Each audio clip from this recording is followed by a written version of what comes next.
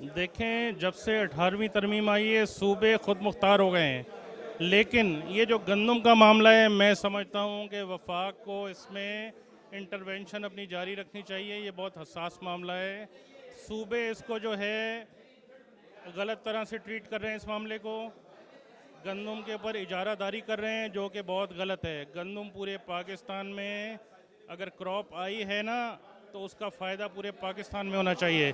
आवाम को सस्ता आटा मिलना चाहिए। जब एक चीज़ की फसल आती है तो एक बहार होती है, एक ब्लेसिंग होती है अल्लाह ताला की। लेकिन ये अपनी गंदम अपने सूबे में संभाल रहे हैं और गलत तरीके से गलत लोगों के हाथों में स्टॉक करवा रहे हैं और उससे फ़ायदा उठाने की कोशिश की जा रही है, जो कि नहीं होना चाहिए पाकिस्तान जैसे मुल्क में।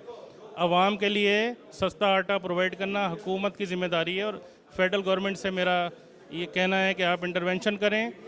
सीज़न के अंदर आटा 175 रुपये किलो होने का क्या सवाल है, जबकि हम 120 से 25 रुपये किलो आटा दे सकते हैं। 10,000 रुपये की गंदम है, तो ये क्यों हो रहा है, इसमें इंटरवेंशन की जाए। बहुत शुक्रिया।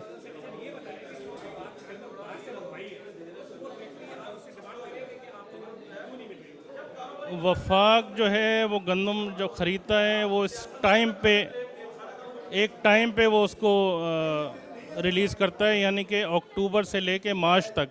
और मैं समझता हूँ कि उन्होंने उस पीरियड के लिए वो गंदम रखी है, लेकिन अब हमें उस गंदम की ज़रूरत है फ़िलहाल। उनको ये गंदम रिलीज़ करनी चाहिए सस्ते रेट के ऊपर, मेरा उनको ये मशवरा है।